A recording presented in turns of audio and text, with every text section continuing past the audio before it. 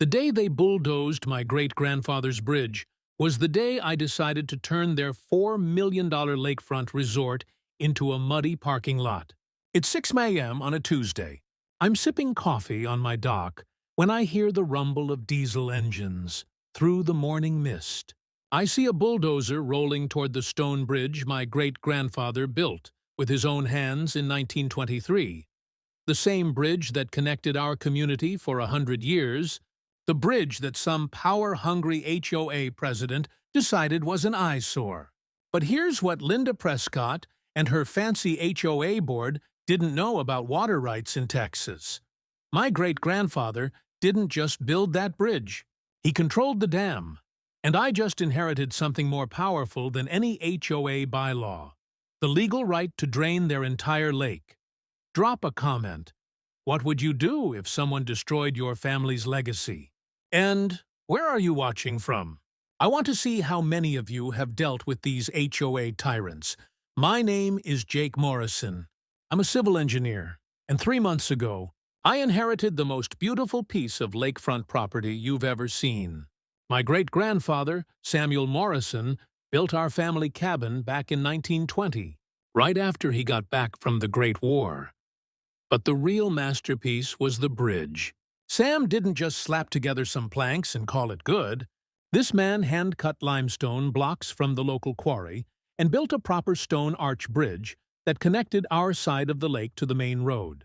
For 100 years, that bridge served everyone. Fishermen heading to their favorite spots, kids walking to swimming holes, neighbors helping neighbors. It was the heart of our little community. When I inherited the place, my wife Sarah and I had dreams. We'd been saving every penny, planning to retire there in a few years. I'd fix up the cabin, maybe do some consulting work from home, spend my mornings fishing off that old wooden dock. The creak of those weathered planks under my boots was like a lullaby. Then Linda Prescott happened. Linda's the kind of woman who wears pearls to the grocery store and drives a spotless white BMW that's never seen a dirt road. She moved into the Whispering Pines luxury community 2 years ago. That's the fancy development that sprouted up on the other side of the lake like mushrooms after rain. Within 6 months, she'd maneuvered herself into the HOA presidency. I should have seen trouble coming when I got that first certified letter. The envelope had that official weight to it. You know, the kind that makes your stomach drop before you even open it. Inside was Linda's sweetest pie letterhead declaring that my bridge violated community architectural standards and had to go. I laughed. Actually laughed out loud. My bridge was built when her development was still cow pasture. But Linda had done her homework, or thought she had. The letter cited HOA Covenant Number 47B, architectural review requirements, and threatened me with $500 a day in fines if I didn't remove the bridge within 30 days. That's when I started digging through boxes in my grandfather's attic. Musty old papers that smelled like dust and time, but legal documents nonetheless. I found the original survey maps, the deed records, and most importantly, the grandfathering clause that specifically protected existing structures. My bridge was literally older than the HOA by 8 decades. Armed with my paperwork, I showed up to the next HOA meeting in the community center. You know that particular smell of institutional buildings, floor wax and stale coffee, and the faint scent of disappointment. That was my introduction to HOA politics. I spread my documents across the folding table like I was playing a winning poker hand. "Gentlemen, ladies," I said, "I believe there's been a misunderstanding." Linda barely glanced at my papers. Her response still makes my blood boil. "Times change, Mr. Morrison. Progress requires sacrifice." She said it with this condescending smile, like she was explaining basic math to a child. The board vote was a foregone conclusion, 5-2 in favor of enforcement. Linda's allies, all recent arrivals with more money than sense, outnumbered the old-timers who actually remembered what community meant. Walking back to my truck after that meeting, the gravel crunching under my feet, I realized something important. This wasn't about architectural standards or community vision. This was about power. Linda saw my humble bridge, my working-class cabin, my beat-up pickup truck, and decided I didn't fit her vision of an upscale neighborhood. She wanted me gone. Sarah tried to stay optimistic. "We'll fight this together," she said over dinner, squeezing my hand across our little kitchen table. "You've got the law on your side." I nodded and smiled. But privately, I was wondering if being right would be enough. What I didn't know yet was that Linda had picked a fight with the wrong engineer. See, I didn't just know about building codes and property law. I knew about water. Linda didn't waste time moving from threats to action.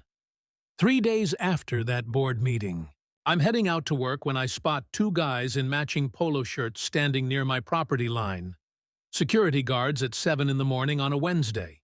"Morning, gentlemen," I called out, coffee mug in hand. "Y'all lost?" The older one, built like a retired linebacker, pulled out a clipboard. "HOA compliance patrol, sir. We're documenting violations." I nearly choked on my coffee. Violations like what? Grass exceeds HOA standard of 3 inches in multiple areas. Dock requires repainting per aesthetic guidelines. Storage shed needs pressure washing. He was reading this stuff like a grocery list. Over the next 2 weeks, these clowns wrote me up for everything short of breathing too loud. My mailbox was apparently the wrong shade of black. My welcome mat was non-compliant sizing. They even cited me for having a fishing net visible from the road. By week 3, I was staring at $2,200 in fines. That's when I did what any good engineer does when faced with a problem. I investigated the system. Turns out, Linda's husband, Rick, owns Prescott Security Solutions. Cute, right? The HOA was paying her husband's company $3,000 a month to harass homeowners into compliance. I spent an evening on the state contractor licensing website and discovered something interesting. Rick's security license had expired 6 months ago. He'd been operating illegally this entire time. Here's a knowledge nugget for you. In Texas, HOA security must be licensed just like any private security firm. And most aren't. Always check their credentials before letting them cite you for violations. But I wasn't done digging. I called in a favor from a buddy who does commercial inspections. We took a little walk around Linda's pristine property one Saturday morning. Her deck extension, no permits, her pool house, built 6 inches over the setback line, that fancy Japanese garden she was so proud of. According to the original survey I'd found, it was 3 feet onto my property. Linda had been trespassing for 3 years. The next Monday, I filed complaints with the state licensing board about Rick's security company and requested a full survey of the property line. I didn't make a big show of it, just handled it like any other engineering problem. Document everything. Follow proper procedures. Let the facts speak for themselves. Linda's response was predictable. Within a week, I started hearing whispers at the hardware store. "Jake Morrison's been difficult to work with. He's lowering property values with that ugly bridge. Some people just don't understand progress." Sarah came home from the grocery store one Thursday, looking frustrated. "The cashier barely made eye contact," she said, "and Mrs. Patterson from the flower shop acted like I had the plague." That's when the anonymous complaints started rolling in. Someone called the county claiming my bridge was structurally unsafe. Another tipster reported that I was dumping chemicals in the lake, which was hilarious since I'm an environmental engineer who tests water quality for a living. But here's where Linda made her first real mistake. While she was busy playing neighborhood politician, I was doing what I do best, reading technical documents. I'd submitted a public records request for anything related to water rights and dam operations around our lake. What I found in those musty county files made me sit up straight in my kitchen chair. There were maps I'd never seen before, showing water flow patterns from the 1920s, engineering reports from my great-grandfather's era, and most interesting of all, documentation of something called secondary water rights that had never been transferred to the HOA. I spent that weekend walking around the lake with a surveyor's eye, really looking at how the water moved. The resort that Linda kept bragging about, the one that was supposed to bring class to our community, had a serious vulnerability. Their entire operation depended on consistent water levels, their boat docks, their lakefront dining, their million-dollar water features. All of it assumed the lake would stay exactly where it was. The smell of diesel fuel still hung in the air from their construction equipment, and I could taste the irony. Linda was so focused on my little stone bridge that she'd never bothered to understand the bigger picture. I drove home that evening with a new understanding of my situation. Linda thought she was playing chess, moving her HOA pieces around the board to force me out. But she didn't realize I wasn't just another homeowner she could bully. I was the guy who understood how the water worked. Linda's next move came with the subtlety of a freight train. I'm sitting in my home office one Tuesday morning when I hear trucks pulling up outside. Not just one truck. 3 county vehicles and a man in a hard hat, carrying the kind of clipboard that ruins your day. Jake Morrison. The inspector looked like he'd rather be anywhere else. Anonymous tip about structural concerns with your bridge. I'm here to conduct a safety evaluation. Anonymous tip. Right? I could practically smell Linda's expensive perfume lingering in the morning air. The inspection took 4 hours. This poor guy crawled over every inch of my great-grandfather's stonework with calipers and moisture meters. When he finished, he had the decency to look embarrassed. Mr. Morrison, your bridge is solid as the day it was built. But he consulted his clipboard. Current code requires seismic reinforcement for structures this size. Estimated cost for compliance is $3,000. You've got 10 days to submit improvement plans, or we'll have to condemn it. $3,000 for earthquake protection in Texas, where the biggest seismic event in living memory was when they blasted rock for the new highway. But here's where Linda got clever. The inspector handed me a business card along with the citation. Prescott Construction can handle the work. Rick Prescott gave me a quote for $12,000. Says he can have it done in a week.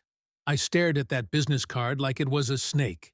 Rick Prescott, Linda's husband, volunteering to fix the problem his wife had created for 12 grand. What a coincidence! That evening, I made some phone calls. Started with the State Contractor Licensing Board, where a very helpful woman named Maria pulled up Rick's file. Sir, Mr. Prescott's contractor license expired 24 months ago. He's not legally authorized to perform construction work for hire. Next call was to my buddy at the county building department. Jake, that seismic requirement? It only applies to new construction and major renovations. Existing structures are grandfathered, unless they're actually unsafe. Here's your second knowledge nugget. Water rights in the American West often predate modern property law. They can trump HOA rules, zoning ordinances, and sometimes even eminent domain. Armed with this information, I decided to dig deeper into those water rights documents. What I found in the county archives made my hands shake. My great-grandfather hadn't just built a bridge and a cabin. He'd held secondary water rights to the entire lake system, granted back when this was still ranch country. Those rights included something called flow management authority. In plain English, I could legally control how much water stayed in the lake. I spent the next 2 days studying engineering reports from the 1920s dam construction. Fascinating stuff, really. The original designers built bypass channels that could redirect water around the main dam. My great-grandfather's bridge wasn't just transportation. It was positioned to control a secondary spillway system. Meanwhile, Linda was busy playing her reputation game. She'd somehow convinced 3 of my neighbors that I was unstable and potentially dangerous. I came home one evening to find new security cameras pointed directly at my property from 2 different houses. Sarah noticed first. Honey, Mrs. Rodriguez won't even wave anymore. And Tom at the marina acted like I was carrying the plague when I stopped for bait.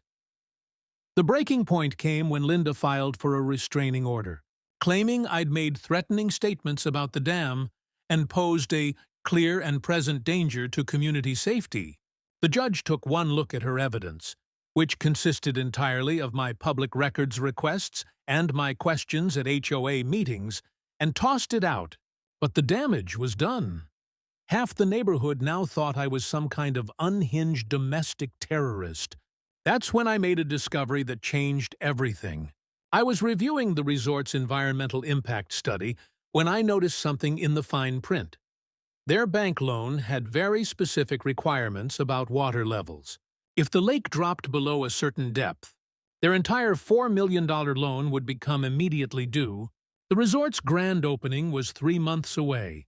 Deposits had been collected for weddings, corporate retreats, fishing tournaments. Linda's family had invested $500,000 of their own money in the project. I sat in my kitchen that night, staring at those loan documents, and realized something profound. Linda thought she was fighting a battle about HOA rules and property aesthetics, but she'd picked a fight with someone who understood the one thing her entire development depended on. Water doesn't care about HOA bylaws. It flows according to physics and legal precedent, and I was beginning to understand that I held more power than any HOA president ever could. The metallic taste of stress had been my constant companion for weeks. But that night, it was replaced by something else entirely. The taste of possibility. Linda's patience finally snapped the week before Thanksgiving. I'm checking my mailbox when I see her marching across the street in those ridiculous white heels, clutching another manila envelope like it contained nuclear launch codes. "Mr. Morrison," her voice could have cut glass. "I'm calling an emergency HOA meeting. Your bridge represents an immediate safety crisis that cannot wait for normal procedures." She thrust the envelope at me with enough force to give me a paper cut. Inside was a notice for a crisis intervention meeting scheduled for the next evening. The agenda was simple: vote to authorize immediate bridge removal. With or without my consent, the meeting was a circus. Linda had imported her golf partner from Dallas, some guy claiming to be a structural engineer who'd never actually seen my bridge, but was happy to declare it a death trap. His presentation included phrases like catastrophic failure risk and imminent public danger. Real professional stuff. The vote was swift and merciless. 7-1 in favor of immediate removal. The lone dissent came from Mrs. Chen, an 80-year-old woman who'd lived here since the 1960s. Everyone else had either been bought, intimidated, or convinced that I was some kind of bridge-building madman. "Contractor will begin tomorrow morning," Linda announced with barely concealed glee. "Removal fees of $15,000 will be added to Mr. Morrison's account. If payment is not received within 30 days, a lien will be placed on the property. $15,000 to destroy something my great-grandfather built with his own hands." I drove home in a fog, the rough texture of my steering wheel the only thing keeping me grounded. Sarah took one look at my face and poured 2 glasses of wine without saying a word. That night, I did something I'd never done before in my engineering career.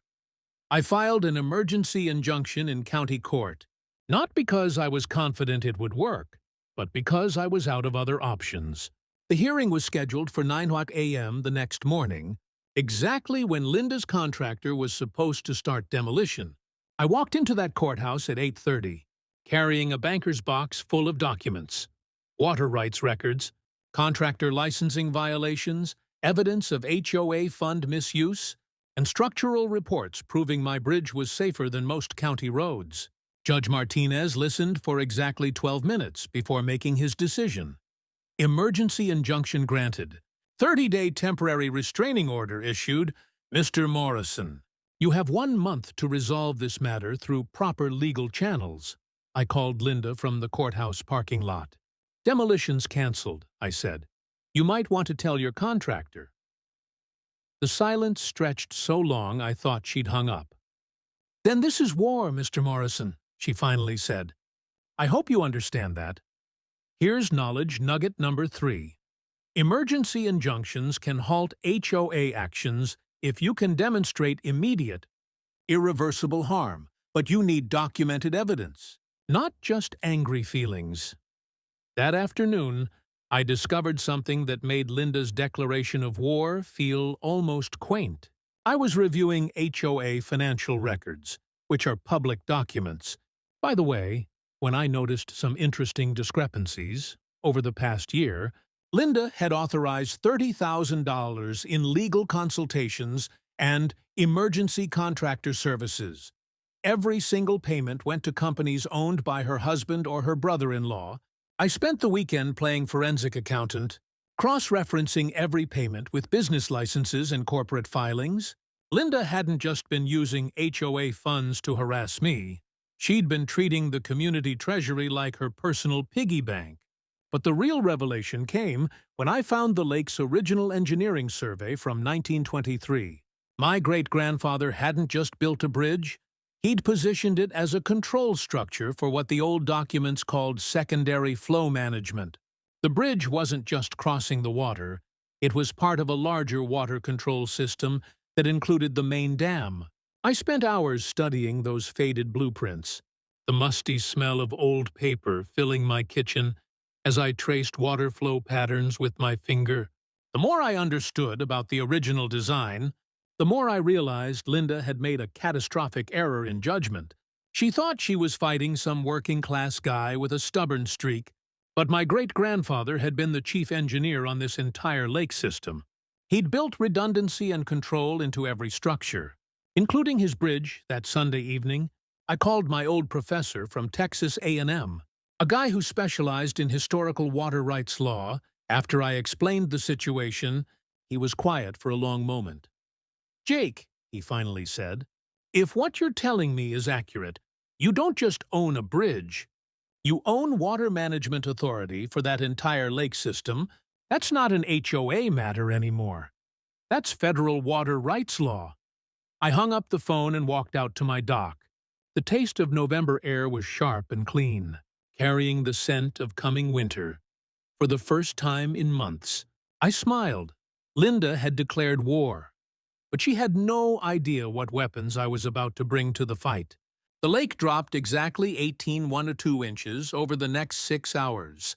By sunset, the resort's $1 million boat docks were sitting in mud, and their grand opening weekend was officially canceled. The bank called their loan that same evening, but here's the thing about water. It's patient and it's fair. Within 24 hours, I'd restored normal flow to the lake. The investors, suddenly very interested in negotiating with the guy who controlled their water supply, made me an offer I could actually respect. "Mr. Morrison," said James Chen, the lead investor, "we'd like to propose a partnership. You maintain your bridge as a historic landmark. We get guaranteed water levels, and everyone wins." 3 months later, the resort reopened under new management. Linda was long gone. Last I heard, she'd moved to Arizona after facing federal charges for attempted bribery and misuse of HOA funds. Her husband, Rick, lost his contractor's license permanently and had to sell their house to pay legal fees. The new HOA board, led by Mrs. Chen and Tom Rodriguez, established the Morrison Bridge Historic District. My great-grandfather's bridge became the centerpiece of a community heritage trail that actually brought more tourists than Linda's exclusive resort vision ever could have. Property values didn't collapse like Linda had predicted. They actually increased, turns out. People like living in communities with authentic history and neighbors who look out for each other, rather than corporate developments run like private kingdoms. Sarah and I used our newfound local celebrity to establish the Samuel Morrison Water Rights Scholarship for engineering students at Texas A&M.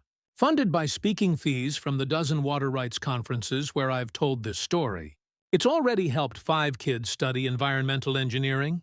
The first recipient was Maria Rodriguez, Tom's daughter, who wants to specialize in sustainable water management. She'll graduate next spring and has already accepted a position with the State Water Authority. The ceremony was held on the bridge, naturally, with the entire community celebrating together. Tom got promoted to resort manager and hired back all the employees Linda had laid off during her reign of terror. The resort now donates 5% of its profits to local schools and sponsors an annual Bridge Day festival that celebrates our community's history. Frank Wilson came out of retirement to train me on advanced dam operations, and I've become the official water management consultant for 3 other lake communities facing similar HOA disputes. Turns out, there are a lot of Lindas out there, and a lot of forgotten water rights waiting to be rediscovered. The legal precedent we set has been cited in 12 other federal water rights cases across Texas. Patricia tells me we've probably prevented dozens of communities from getting bulldozed by developers who thought money could override century-old law. My bridge is now listed on the National Register of Historic Places. Every morning, I walk across those limestone blocks my great-grandfather laid with his own hands, and I can almost hear him chuckling about how his water management system saved the day. The resort thrives. The community is stronger than ever, and our little lake has become a model for how development and history can coexist when people choose cooperation over domination. Linda's story became a cautionary tale about the dangers of unchecked HOA power. Last month, the state legislature passed the Morrison Act, requiring all HOA boards to respect pre-existing water rights and historic structures. Small victories, but they add up. Sarah and I are expecting our first child next spring. They'll grow up running across that old stone bridge, learning to fish from the same dock where I learned from my grandfather. Some legacies are worth fighting for, even when the fight seems impossible. The best part? Our new neighbors actually like having us around. We've become the go-to family for community barbecues, and I've helped 3 different homeowners navigate their own HOA disputes without anyone having to drain any lakes. But if you're dealing with your own HOA nightmare, remember this: knowledge is power. History matters. And sometimes the best weapon against bureaucratic bullying is understanding the law better than the bullies do. Drop a comment with your own HOA horror story. I read every one, and I've got ideas for dealing with these petty tyrants. And if you want to hear about the corrupt city council that tried to steal an elderly farmer's land through eminent domain, and how century-old mineral rights saved her farm, hit that subscribe button. That's a story for next time. The sound of children's laughter echoes off the old stone bridge, now mixed with the gentle lap of water that knows exactly where it belongs. Friday morning brought the kind of chaos that makes you question reality. I'm drinking coffee on my porch when 3 sheriff's deputies pull up, followed by Linda in her pristine BMW and 2 guys in expensive suits who screamed federal lawyers. Jake Morrison, the lead deputy, looked apologetic. "We have a warrant for your arrest on charges of criminal threatening and conspiracy to commit environmental terrorism." Environmental terrorism for exercising legal water rights my family had held for a century. Patricia had warned me this might happen. Within 2 hours, I was bonded out and sitting in her Austin office while she worked her magic with federal authorities. Turns out, Linda's Blackstone lawyers had convinced a federal judge that my water rights posed an imminent threat to interstate commerce and environmental stability. The restraining order was comprehensive. I couldn't approach the dam, couldn't operate any water controls, couldn't even discuss water management in public. Linda had essentially used the federal court system to neutralize my only leverage. But Patricia smiled when she read the full order. "Jake, they just made a huge mistake.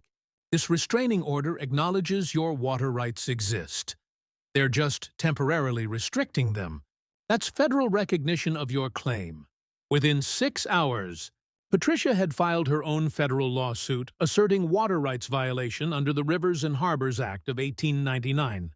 More importantly, she'd obtained a counter-injunction that superseded the local restraining order. "Federal water rights trump local criminal complaints every time," she explained. Linda's lawyers gave us exactly the precedent we needed. Here's a crucial knowledge nugget. Federal water rights enforcement can override local law enforcement actions when historical claims predate state and local jurisdiction. But Linda wasn't done with her scorched earth campaign. That afternoon, I discovered she'd hired a private security firm to patrol the dam area 24 hours a day. Not just any security firm, ex-military contractors who looked like they'd stepped out of an action movie. Sarah came home from the grocery store with news that made my stomach drop. "Honey, there are news trucks at the end of our street." And Mrs. Patterson said Linda's been telling people you're planning to poison the water supply. Poison the water supply. Linda had officially jumped from harassment into full-blown character assassination. The media circus exploded over the weekend. Local TV stations ran stories about domestic eco-terrorism and water rights extremism.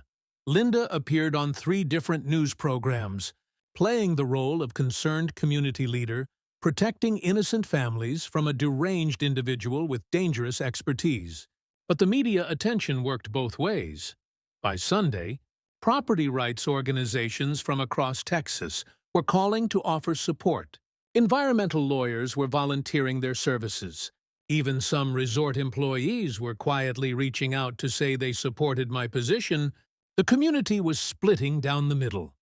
Longtime residents who remembered my great-grandfather rallied around my family's history.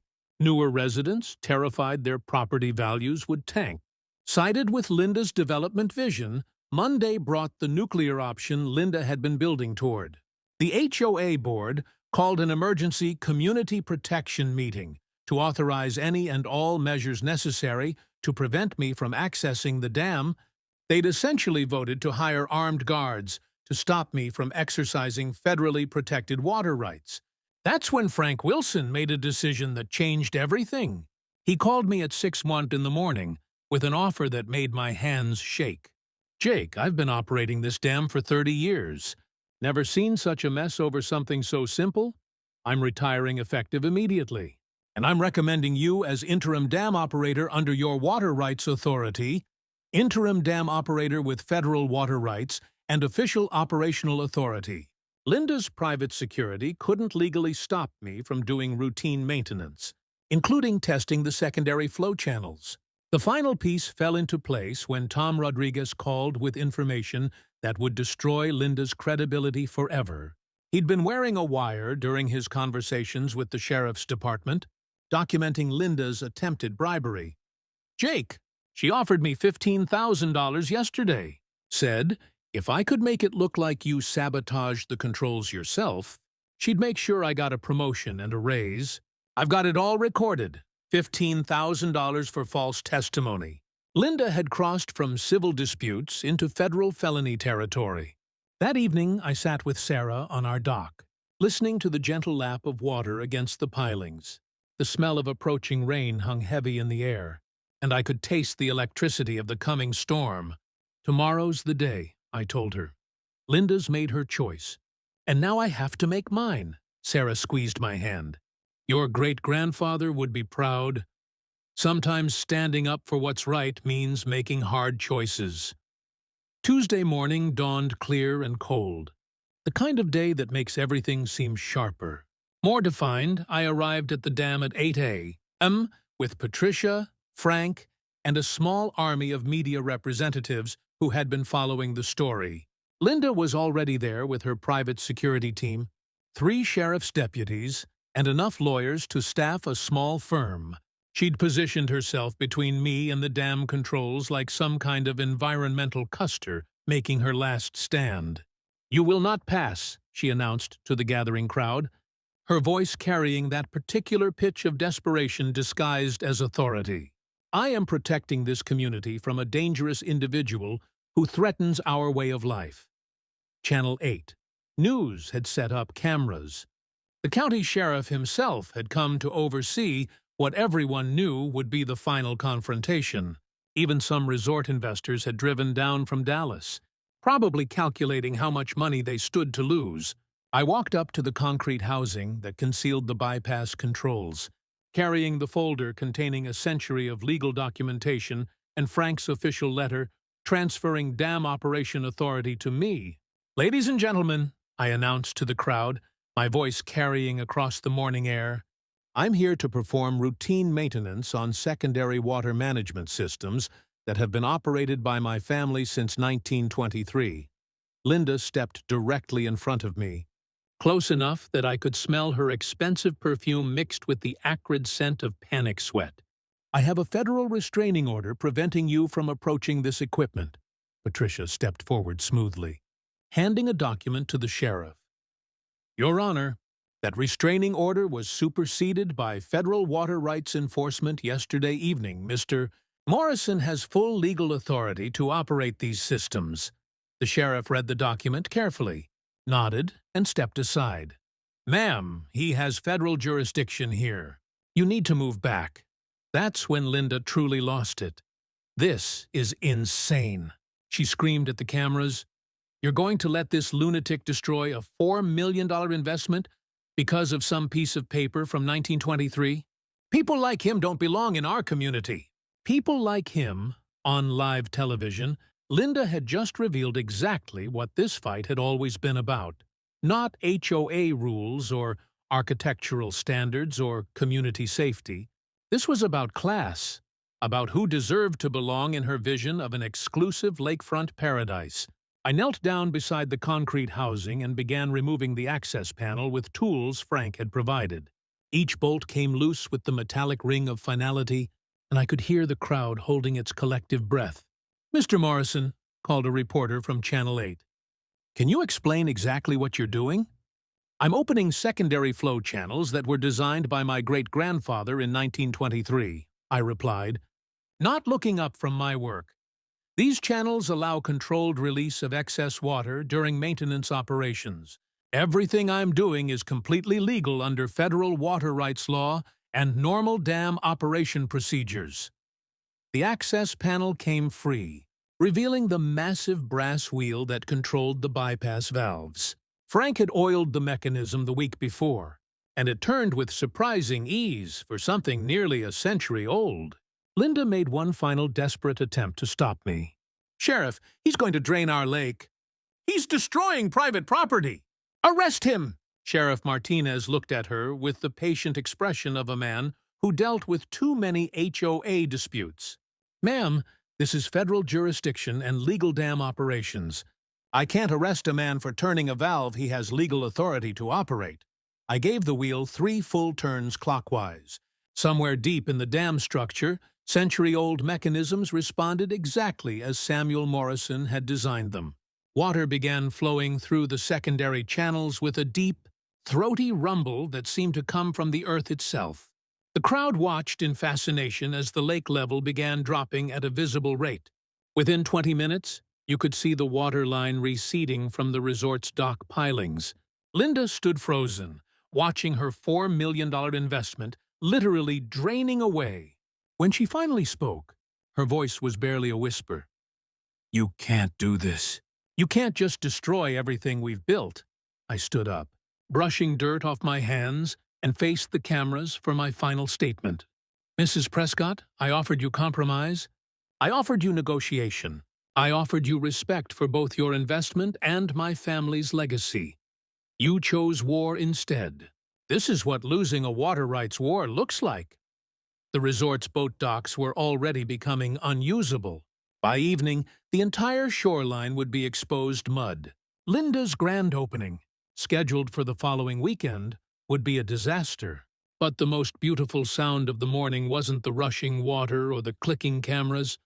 It was Mrs. Chen's voice, carrying clearly across the crowd. Welcome home, Jake. Your great-grandfather would be proud. Monday morning.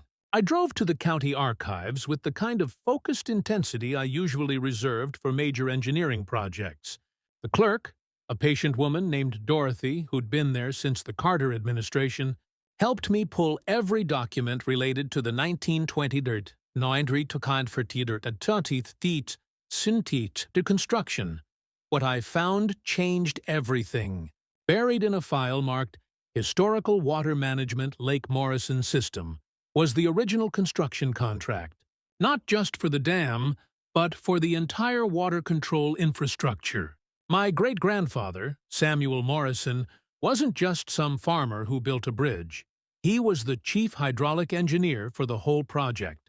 The critical document was a water rights agreement dated March 15, 1923, in legal language that took me 3 readings to fully understand. It granted Samuel Morrison and his heirs perpetual secondary water rights, including flow management authority for Lake Morrison and associated tributaries. Flow management authority, those 3 words meant I didn't just have the right to use the water. I had the legal authority to control how much water stayed in the lake. But the real bombshell was what I found next. The resort's bank loan documents, which were public records since they'd received county tax incentives, included specific performance clauses. If the lake level dropped below 18 inches from full capacity for more than 72 hours, the entire $4 million construction loan would be called due immediately. 18 inches, I did the math in my head. The lake was currently 22 inches below the spillway. If I opened the secondary channels my great-grandfather had built, I could drop it another 18 inches in about 6 hours. The resort had collected over $200,000 in deposits for their grand opening weekend. Wedding parties, corporate retreats, fishing tournaments, all assuming they'd have a pristine lake for their events. Linda's family had personally invested $500,000 of their own money in the project. Her husband Rick had co-signed the loan using their house as collateral.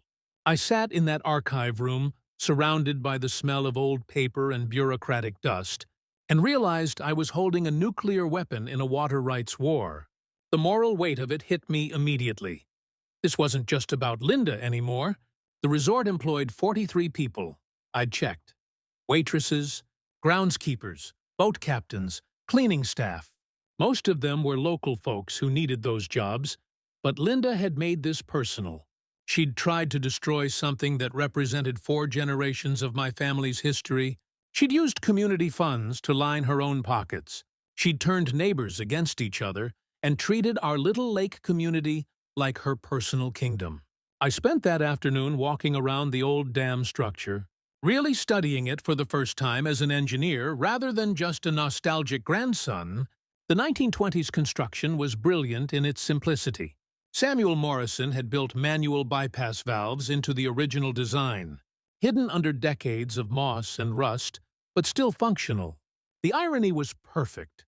Linda had spent months fighting me over HOA architectural standards while sitting on top of a water system I could control with a few turns of a century-old valve wheel. That evening, I made a decision that would define everything that came next. I wouldn't use this nuclear option immediately.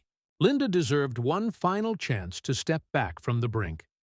One opportunity to negotiate like reasonable adults instead of playground bullies.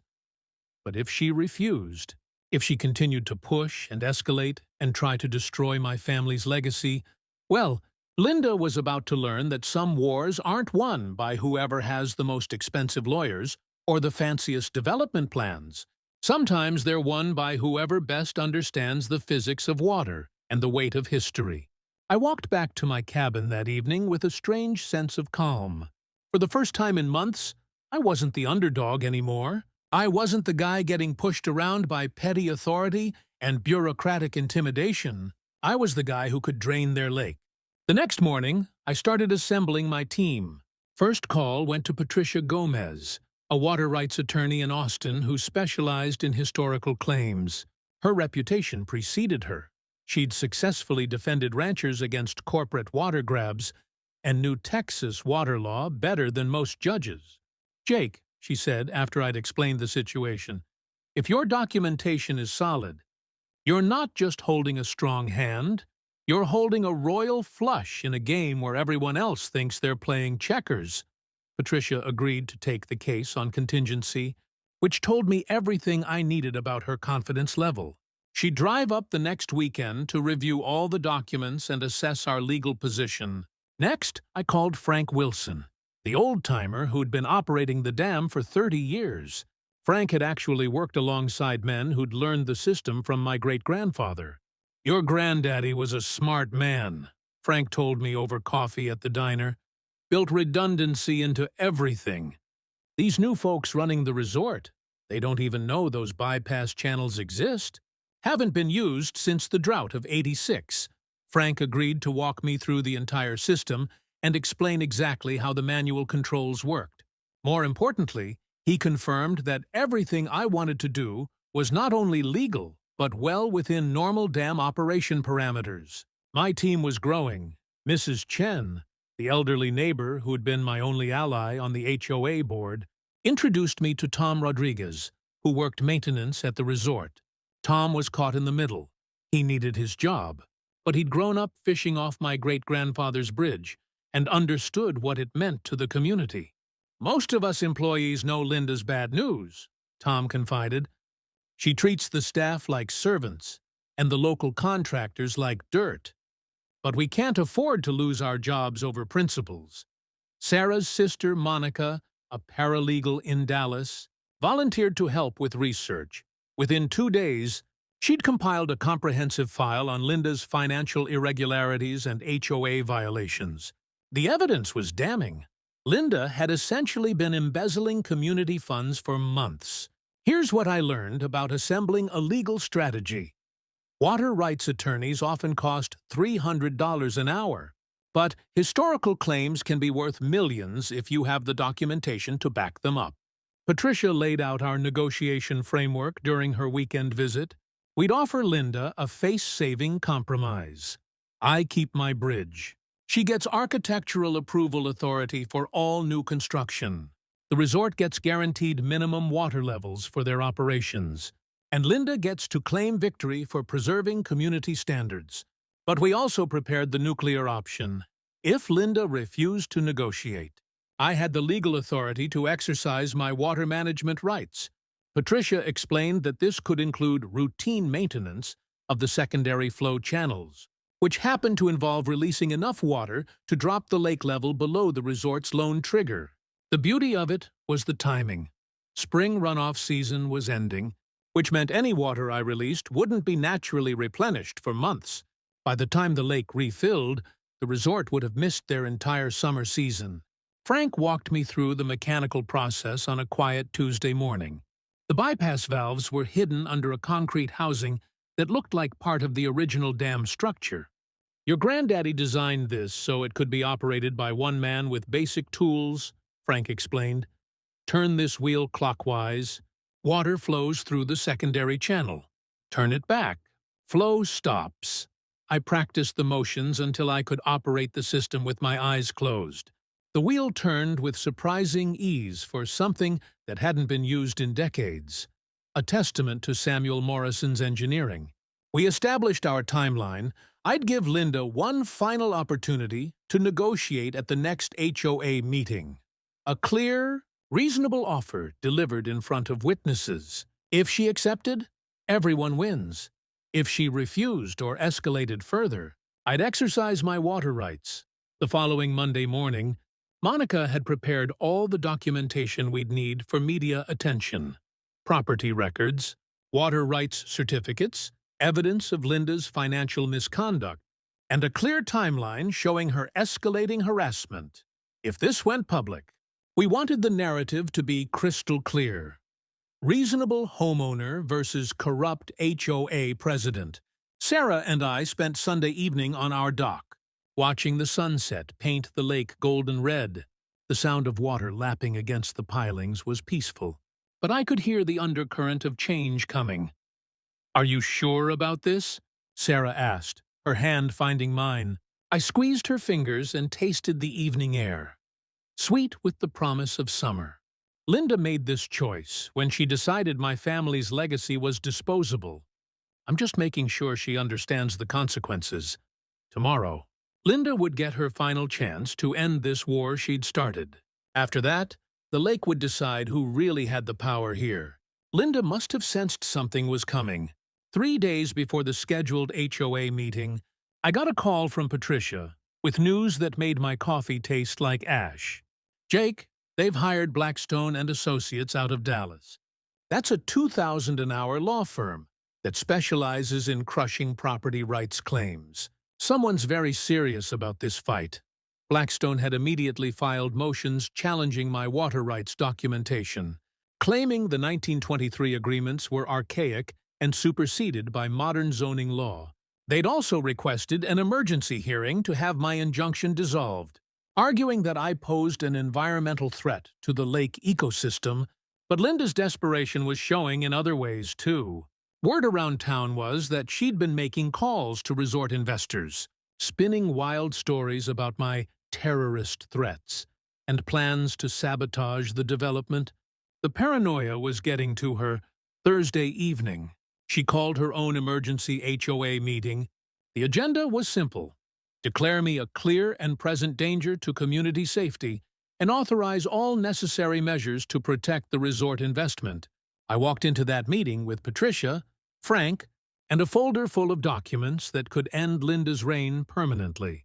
The community center reeked of nervous sweat and cheap cologne. Linda's supporters had clearly been working overtime to pack the room with their allies. "Ladies and gentlemen," I said, standing up during the public comment period, "I'd like to present a final proposal for resolving this dispute." I spread my water rights documentation across the table, followed by the resort's loan agreements and Linda's financial irregularities.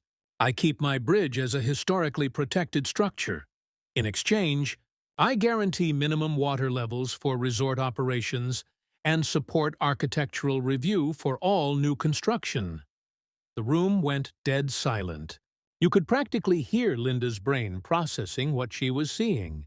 "This is extortion," she finally hissed. "You're threatening to destroy a $4 million investment because you can't follow simple community rules."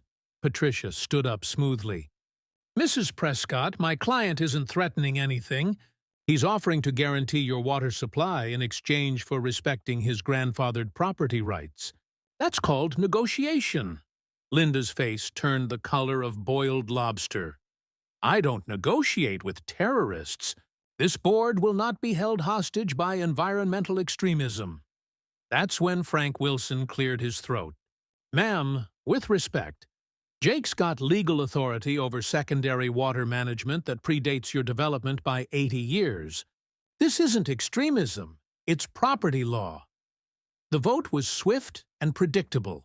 Linda's board rejected the compromise 6-2. With only Mrs. Chen and old Mr. Patterson supporting negotiation, Linda seemed to think she'd won some kind of victory. "Mr. Morrison," she announced with theatrical smugness, "your threats hold no power here. This community will not bow to your intimidation tactics."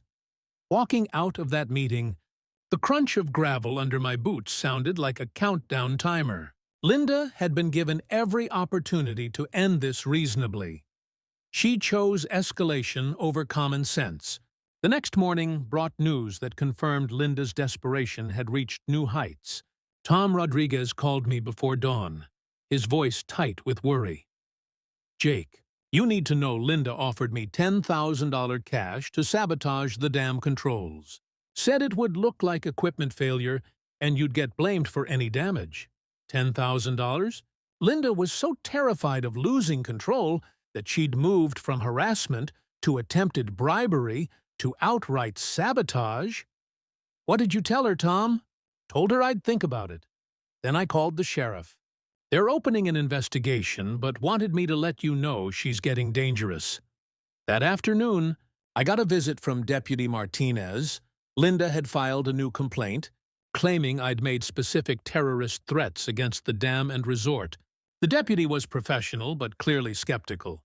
"Mr. Morrison, I got to ask, have you made any statements about damaging the resort or threatening public safety?"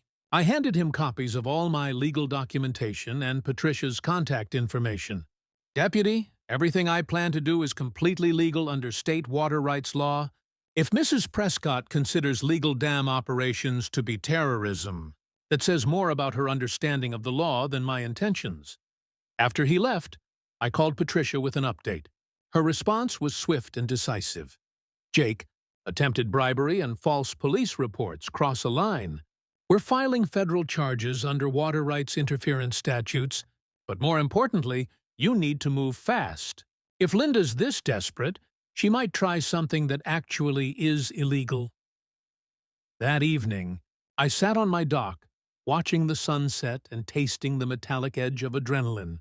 Linda had rejected negotiation, attempted bribery, and filed false police reports. She'd made her choice. Monday morning, I'd make mine.